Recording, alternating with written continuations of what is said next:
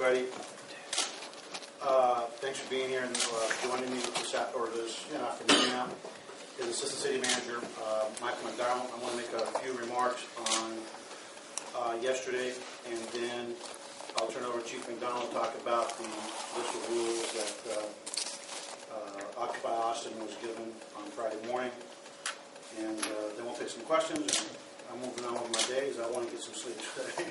Ministers, you gotten any? No, of course not. So, anyway, yesterday the Austin. Let me back up. On Friday, the City of Austin, Austin City Manager, Assistant City Manager Michael McDonald, myself met with some of the folks from Occupy Austin, provided them with an update on some of the rules of engagement in terms of the use of the City Hall for the protest activities. That information was disseminated through Occupy Austin Legal. That I've seen some emails from them, and also was presented to the General Assembly. I believe that was on Thursday evening, Friday evening. I can't remember now. Right after you spoke. Okay, so make a long story short, we waited probably about 36 hours, and last night, left a little after midnight, our City Hall personnel went out to enforce the rules. Quite a few of the folks decided to engage in civil disobedience, interlocked arms, and opted to, once they were warned by City Hall personnel, to move so they can do their job, which was remove tables that were set up there. Tables cannot be set up between 10 and 6 in the area, with the exception of the media table that's over there with the awning. Folks, instead of complying with the request from the City Hall personnel, opted to interlock arms and engage in civil disobedience.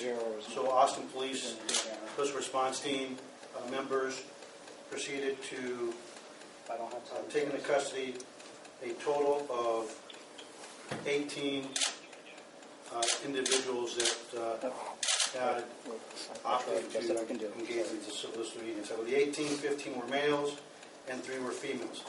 A little after 2 a.m., consistent with what has been our schedule of cleaning, and again, the City Manager will talk a little bit about this, but it's really, the cleaning is really for everybody. It's for the occupiers, and also for the people that are visiting and working in and around City Hall. It's for public safety, health, and sanitation. The cleaning crew showed up at that time. Again, some folks decided they wanted to engage in civil disobedience.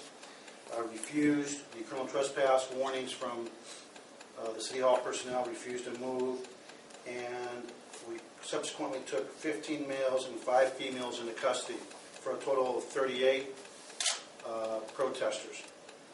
I'm very proud of the fact that once again, folks that chose to challenge the rules, that chose to challenge the city's edict, did so in a responsible manner in terms of engaging in civil disobedience without resorting to violence. Again, I believe that speaks volumes of the people that we have here in Austin, and understand that in order to be heard, our folks are, I think, following the teachings of great human beings that have taught us how to enact change without resorting to violence. And I think of Gandhi. I think of a man that I talked about with some of the occupiers yesterday, which is Dr. Martin Luther King, that thanks to his struggles in the late 50s and 60s, the Civil Rights Act of 1964 was enacted, and that's one of the reasons I'm the Police Chief of Austin, Texas today. And I don't want to speak for the Assistant City Manager, but that man did a lot of things, made a lot of change in the country without violence. So Austin, again, is showing the way. I'm proud of the fact that no force was used, no tear gas, no pepper spray, no batons, and that we were able to take the folks that chose to engage in civil disobedience into custody without injury to any officer or to any other protesters. And at this time, I will turn over to City Manager Michael McDonald, and then we'll open up to any questions. Thank you, Chief. Good afternoon. I want to first start off by echoing what the city manager has even commented on, is that we're still proud of this community.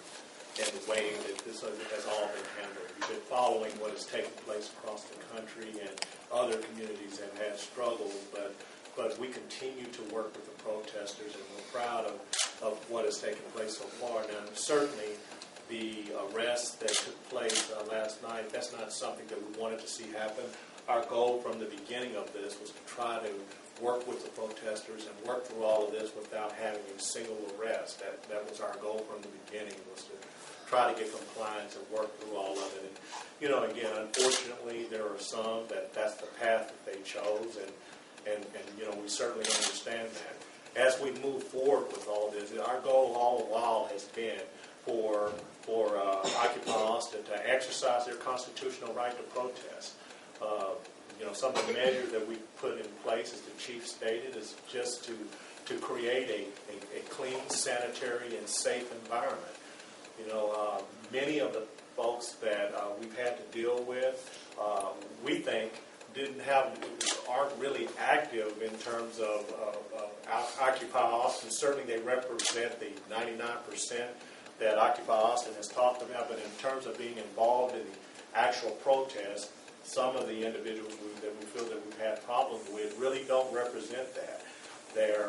We've received all types of, complaints. I've actually received complaints from actual people that have been involved in the protest there about the unsanitary conditions, about, drug use, about, individuals having sex in public, those sorts of things, with children being around. Those are the sorts of things that we've been trying to deal with in terms of trying to create an environment that would be great for anyone that wanted to go down there and exercise their constitutional right. Now, certainly there are some that have taken, issue with some of the additional, provisions that we've had to put in place, but we simply did those to try to make things safe. And all the while, from day one, we've been meeting with members of Occupy Austin to try to reach some consensus on how we can best go about doing this. One of the big issues, for example, has been the power washing and cleaning. When you look at the fact that they're out there, 24/7, 7 days a week, we're only taking 12 hours out of the week to clean, from 2 until 6 in the morning, to try to improve the conditions out there for everyone that's participating. Some of the other measures, like the signage that's out there, certainly we want them to be able to exercise their right and produce the signs, but lining the signage up in such a way to where you have 1 or 2 protesters out there and 50 signs, blowing all over the place. Those are the sorts of things that we want them to take a little bit more responsibility for to help the environment, because although they have the right to protest in the area, that city hall belongs, and the grounds belong to everyone, so anyone should be able to come there and feel comfortable and be able to conduct business there, or visit, or tour, or whatever we have in place. And so that's what we try to do, is create that environment where they can do that, and the members of Occupy Austin can still exercise their constitutional right. So with that, I believe Chief will just open up the questions. I just want to add a couple of other points. The city has been very generous in terms of tolerance. And unfortunately, what happened in the last week or so is that there are folks that really created an environment that was creating challenges for the occupiers, challenges for people visiting and working at City Hall, and they were creating conditions that were not conducive to a healthy environment for the environment itself, for the occupiers, and for the people that are visiting and working at City Hall. We've had many cases of people urinating, even though the bathrooms are readily available. The city has made those bathrooms available 24/7. We've found feces up in the mezzanine. We've had people engaging in sexual activity. We have had used condoms.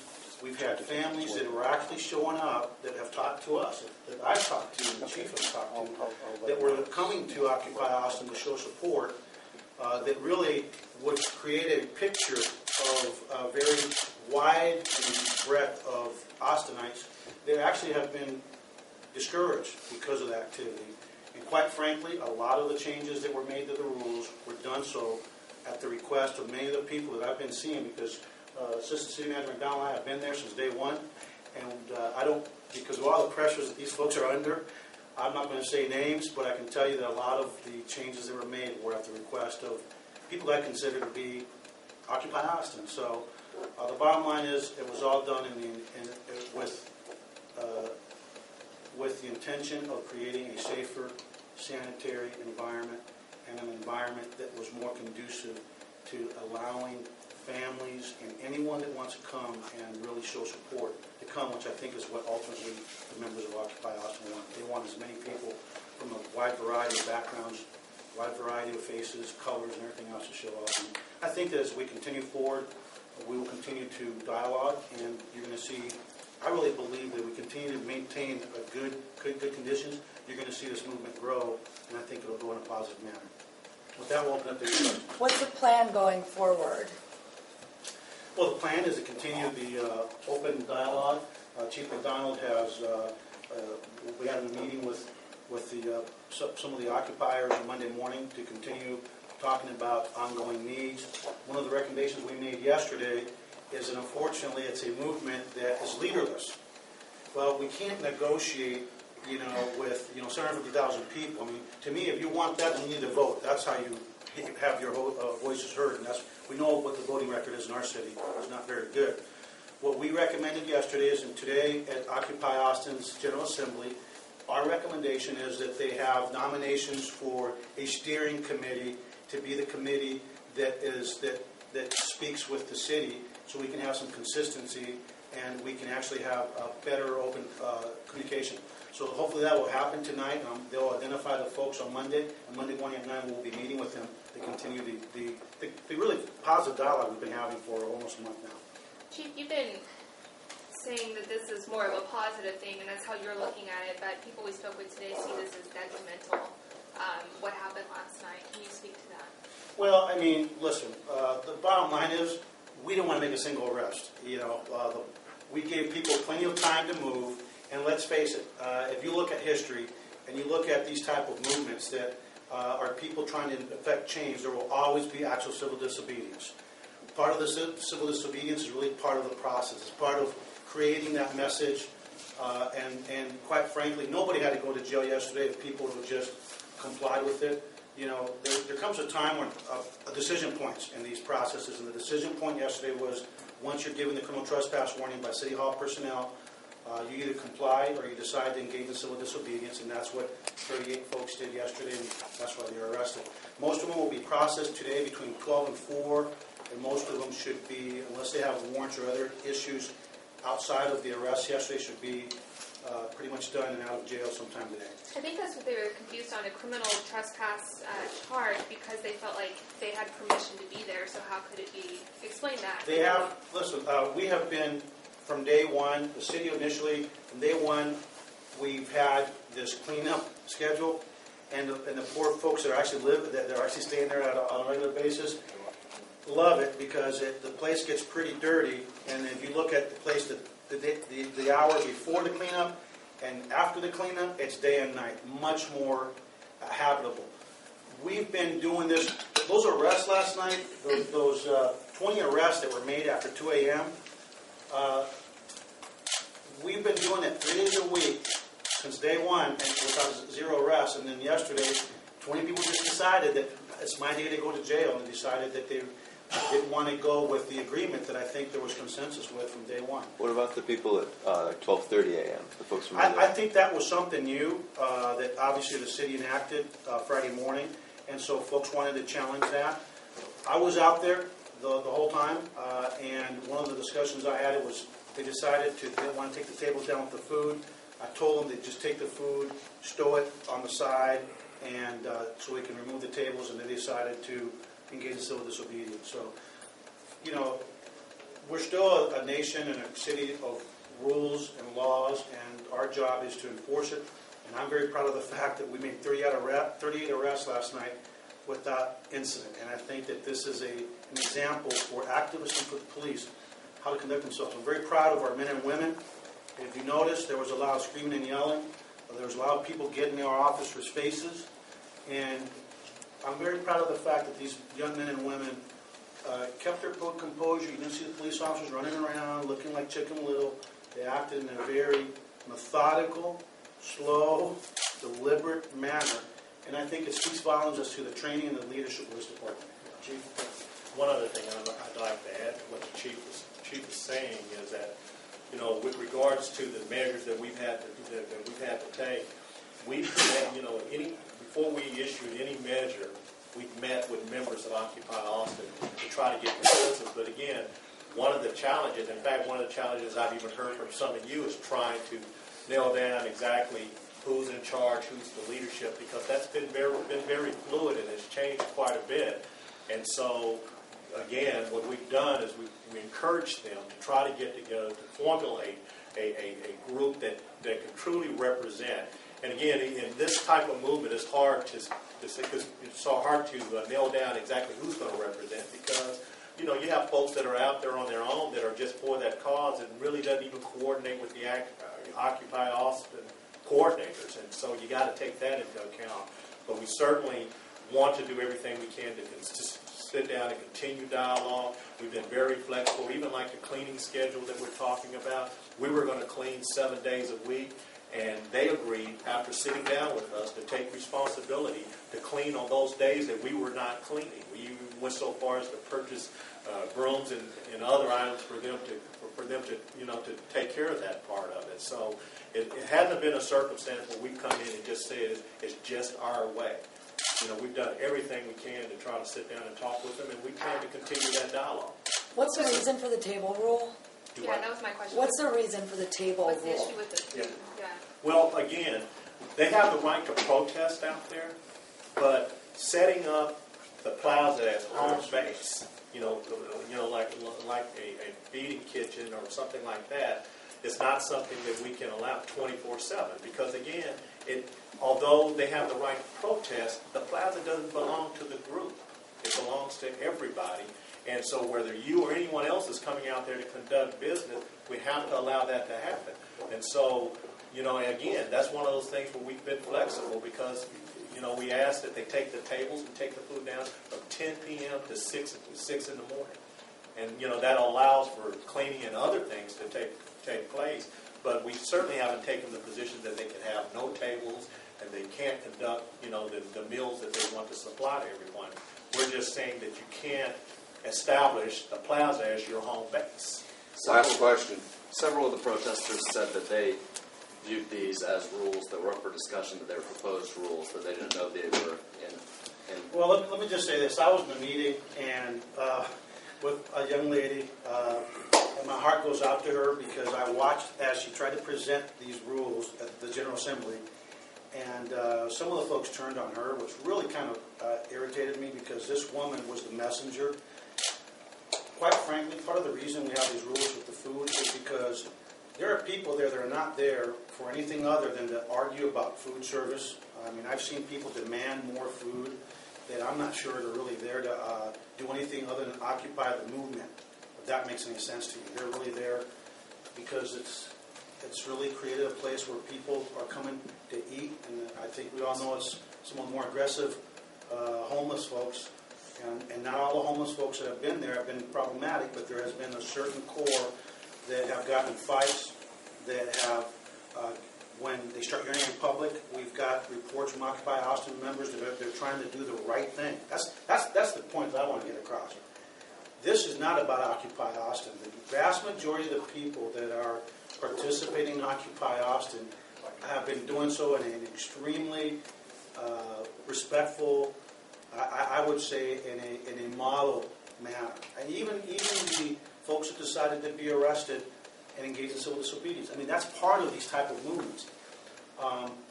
These rules are to try to create an environment that allows the Occupy Austin folks, they're going to be there for a while, and they're under a lot of pressure. These people aren't paid, they're volunteers, they're not professionals.